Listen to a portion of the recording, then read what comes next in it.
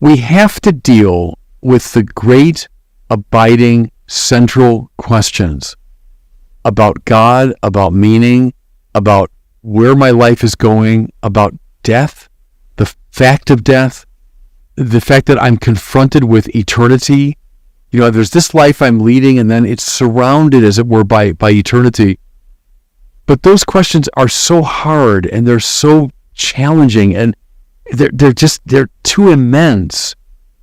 And so what I do is I distract myself endlessly from them.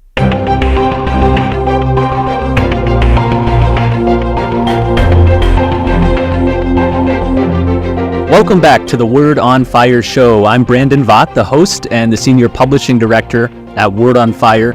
We love being distracted. Why is it so hard to sit still, quietly, and contemplate reality? And how can a 17th century philosopher help us escape this quandary?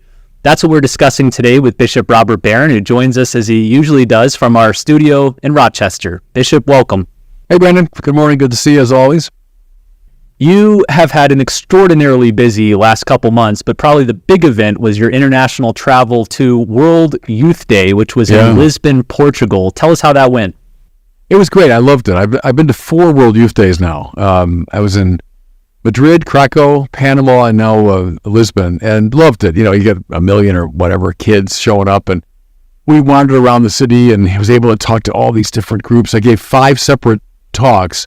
My favorite really was the evening with the English speakers, mostly American kids, like 15,000 in this big park. And we had Blessed Sacrament Adoration, great sacred silence, in that moment. I gave a little 20-minute sermon. Loved it. Loved the opportunity to reach out to the kids and to evangelize. Well, I want to talk to you about one of our mutual heroes, Blaise Pascal. He was a 17th century French mathematician, physicist, Catholic philosopher. I studied engineering and physics in college, and those who have taken math or science courses will recognize that his name is what's used for the unit of pressure, that there's 5 pascals of pressure, 10 pascals of pressure. But he wrote a great philosophical work called The Pensées, where he famously observed this. He said, quote, "The sole cause of man's unhappiness is that he does not know how to stay quietly in his room." He also says in the Pensées that, quote, "Our nature consists in movement. Absolute rest is death." What's Pascal getting at here?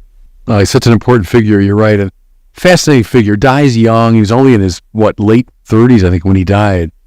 But made this, as you say, massive contribution to the sciences and to computer technology. Pascal was behind much of that, too. And then he makes this extraordinary contribution to philosophy and theology.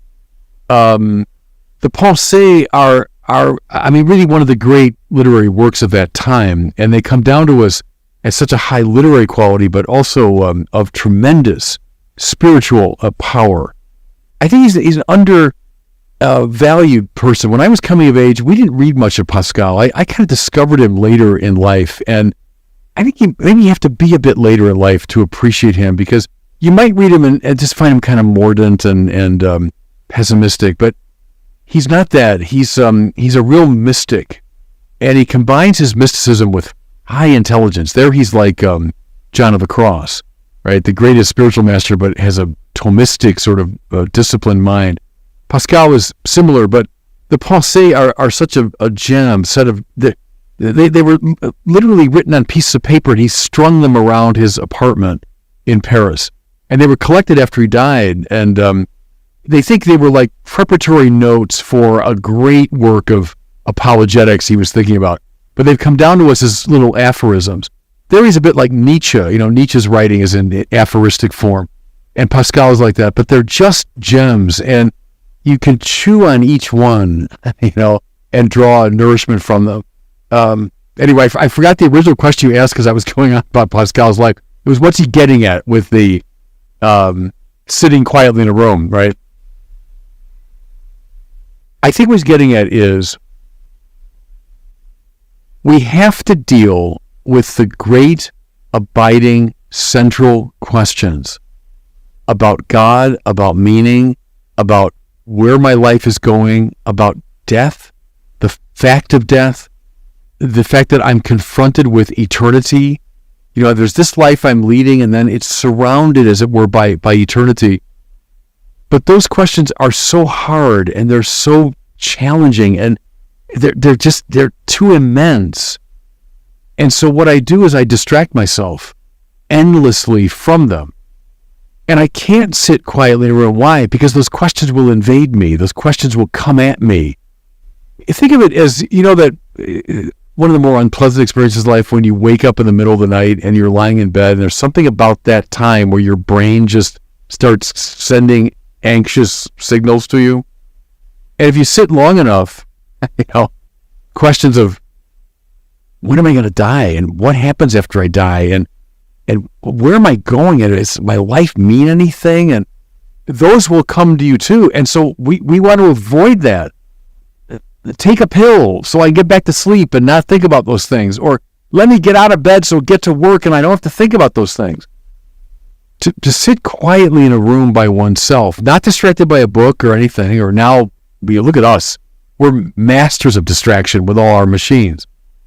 Without those things, you can confront those questions for the first time, maybe. That's what he's driving at there, I think. One thing that is interesting about Pascal is, almost as a master psychologist, he highlights the paradox that these diversions introduce. He says, and I'm quoting him, "The only thing that consoles us for our miseries is diversion, and yet it is the greatest of our miseries." Why did he consider diversions to be so problematic, first of all? But if they're so problematic, why do we still love to be diverted, to be distracted? Yeah, because the questions are too much, right? The questions are too much. But that's the only way I'm really going to live, is by confronting those questions, which is why the diversions themselves become a source of misery, right? Because I'm going to live in a superficial way. If I'm diverting myself all the time, necessarily I'm living in a superficial way. So that produces its own misery, its own sense of absurdity. So that's why I'm kind of caught in a way. He was, long before the psychologists of the 20th century, he was so good at naming these kind of dilemmas we get ourselves into, these aporias, the philosophers call them, like these sort of impossible situations. And that's a good example, is that I can't distract myself. I must distract myself. And that's where I live, in that space. The saint, you might say, is someone who's able to set aside the diversions and engage those questions in a sufficiently serious and life-enhancing way, right? That's a saint. Or a real contemplative is able to do that. I think, Brad, like the times in my life when I've gone on a retreat and I go to a monastery, let's say, and I say, all right, this time I'm going to do it. This time I'm really going to, confront the great questions. And I'm not saying I do, but even in those settings, I find myself getting restless or bored or seeking some sort of distraction, whether that might even be like in a good book, but still the good book is distracting me from the question I should be dealing with. We can't sit quietly by ourselves. If we could, well, we might go crazy or we might become a saint, I first got into Pascal through the work of Peter Kreeft. I think a lot of younger Catholics first came that route. Kreeft has this great book called Christianity for Modern Pagans, which is an annotated version of Pascal's Pensées. And here's Kreeft's illustration of what Pascal's getting at. He says, quote, "If you are typically modern, your life is like a mansion with a terrifying hole right in the middle of the living room floor. So you paper over the hole with a very busy wallpaper pattern to distract yourself. Or," he says, "you find a rhinoceros in the middle of your house. The rhinoceros is wretchedness and death. How in the world can you hide a rhinoceros? Easy. Cover it with 1,000,000 mice." Multiple diversions. But I think where Kreeft is most useful is he notes, affirming what Pascal says, that the distractions don't trouble us. We chase after them. We want to be busy. We want to be distracted. Because if we had true leisure, then we'd be forced to look at ourselves, to listen to our hearts, and see that great gaping hole that's right in the middle. Yeah, and if you talk to most people, how you doing? Really busy. I'm really busy. And that's usually seen as kind of a positive thing. I think in my world of, priests, how's it going? Oh, man, I'm so busy. I am so busy. Or like my own life. Oh yeah, I'm doing this, I'm doing that. And all right, I'm serving the kingdom. I'll tell myself, and it's probably true to a degree. But am I also just caught in a Pascalian game here? Of like I'm just distracted by all these activities and trips, and so it's a good way to examine your conscience. How am I using all this stuff in my life? Do you remember there's that scene in one of Woody Allen's early movies where he's an obsessive over the Kennedy assassination, and so he's with his girlfriend, and suddenly he just breaks into more obsessiveness about the grassy knoll and the gunman, and then she says, I think you're using the JFK assassination to distract yourself from the trouble in our relationship. And then Woody, turns to the camera and goes, she's right. Well, that's a very Pascalian moment, because I think a lot of us do that, whatever we're into. And then someone said, I think you're just distracting yourself from the question of life and death and meaning. I think you're right. So that's the covering that right now says with the million mice, So what's the way out? I don't know, Brandon. It does take an extraordinary spiritual discipline to confront those questions honestly and with faith. That we do this, no one doubts it. That's clear. But how do we solve the problem? Pascal probably say, learn to sit quietly in a room. And, we might translate it into the language of contemplation.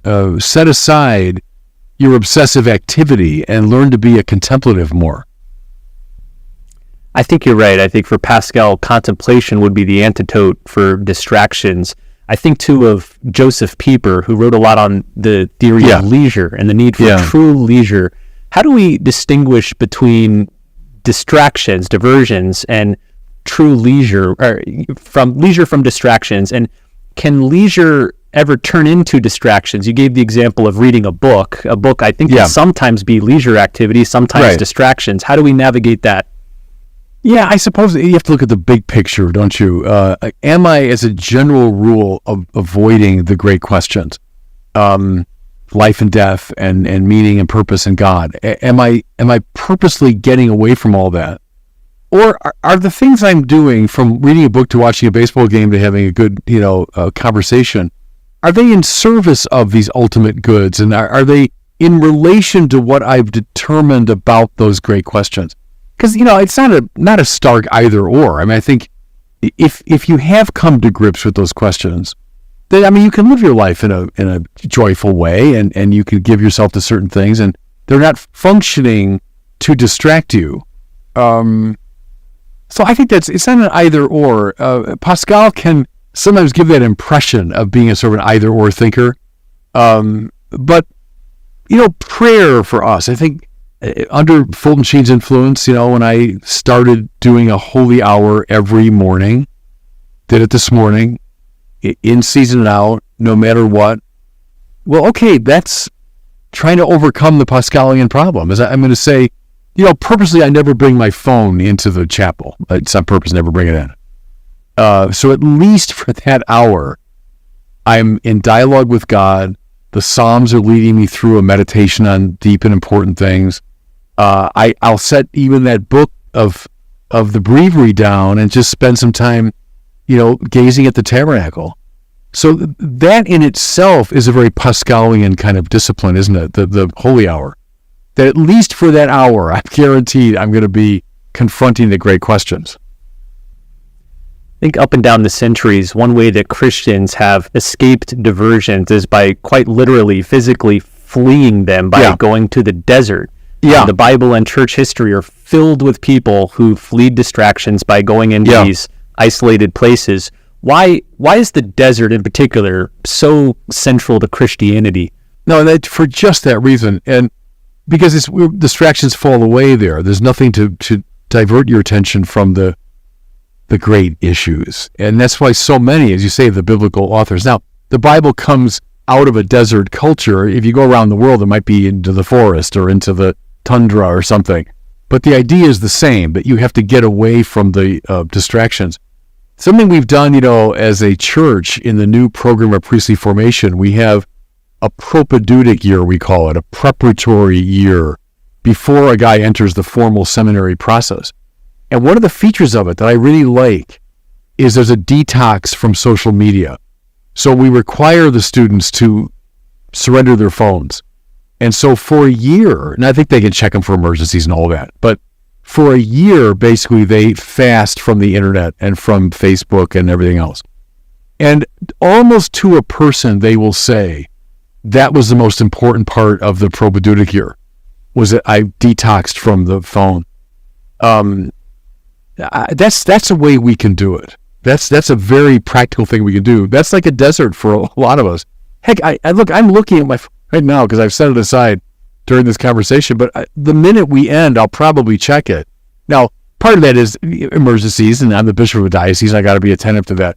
But, even if it's the end of the day, there are no emergencies, I probably check the darn thing anyway.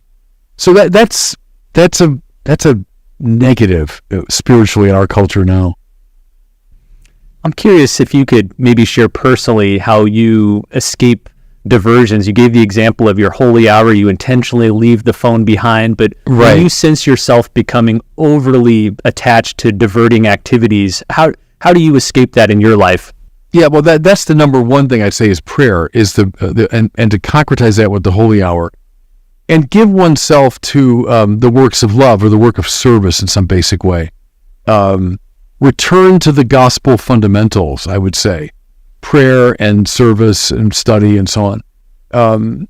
But I tell you, whenever I read Pascal, I feel judged in a good way. I know he's naming something that's very real in my own life. And there's a how would I describe it? There's a texture to the feeling that comes from spending too much time with distractions. You know what I mean? For Pascal himself, by the way, it was gambling. Because he was so good a mathematician that he was good with cards and all that. And so he would fritter away enormous amounts of time gambling. And you think, here's one of the great geniuses of the Western world. And he knew, I wasted so much time. And I'll find Brandon at times during the day, and it's this symbol now we all have, the thumb, of we're going through the Facebook or scrolling through whatever. And after a while, it's like it's a sickness. You feel sticky or unwell.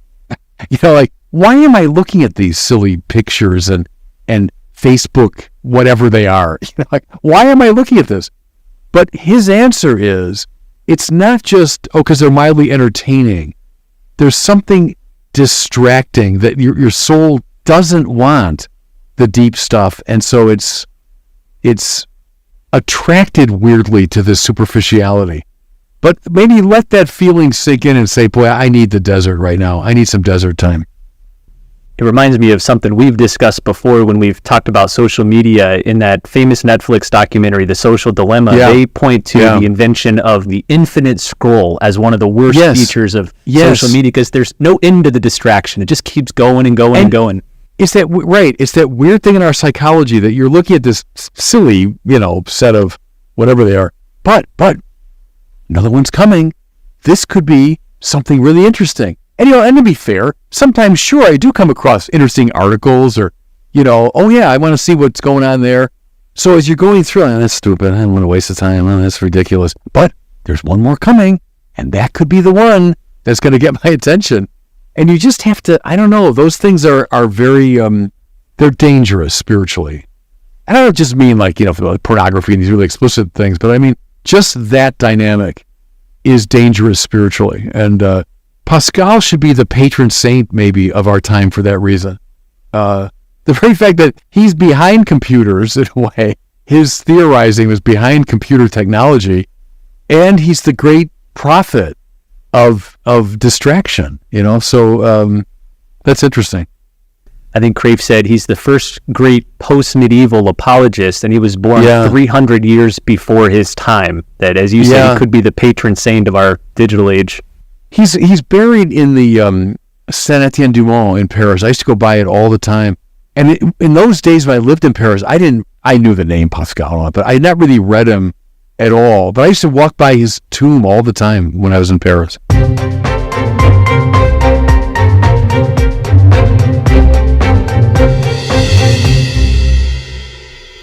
Well, it's time now for our question from one of our listeners. If you have one for Bishop Barron, you can send it in to us at the website askbishopbarron.com.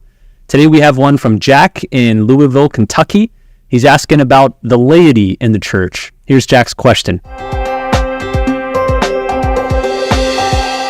Hi, Bishop Barron. This is Jack from Louisville, Kentucky. What are some things we as lay people can do to build unity in the church? Yeah, good. Stop being cruel to each other. We're talking about the internet a lot today. I mean, the amount of cruelty that's expressed on the internet, and I suppose there are some clerics on the internet, but it's 99% lay people. Stop being cruel to each other. Stop using people as a means to an end. When you're dealing with someone, let's say on the internet, can you really say, when I send this response or this comment, I'm doing it out of love? I'm willing the good of the other. If you could say that, hit the button, off you go. Can't? Don't do it. Stop being cruel. On the positive side, I would say do the works of faith, hope, and love. That's what you're called to do. The laity are meant to go into the world, into the secular space, and bring grace there. You bring faith, hope, and love. And that will, by its very nature, bring about unity, because those are the theological virtues. So stop being cruel. Start spreading faith, hope, and love. Well, as we wrap up here today, I'd like to share with you the first book by Word on Fire's new Spark imprint for young kids, Spark being a little flame. So this is our imprint of books for children and other young readers. The first book we're releasing is called Saintly Creatures and Their Holy Companions, just debuted. Inside this book, you will discover exciting tales of God's creatures and the holy men and women they encountered. You'll read about an enormous dog who protected a French priest from an ambush, a tiger who shared his cave with persecuted Korean Christians, a dangerous wolf who was tamed by an Italian friar, and a boar who was rescued from hunters by a wise Irish abbess. Each of these 14 stories shows the heroic virtue of the saints and inspires young readers to faithfully follow Jesus. If you're a parent, grandparent, aunt, uncle, sponsor, this is a great book to get for your kids and introduce them to the saints. Again, it's called Saintly Creatures and Their Holy Companions, first book from Word on Fire Spark, and I'll be sure to include a link in the show notes. Well, thanks everyone for watching and listening, and we'll see you next time on the Word on Fire show.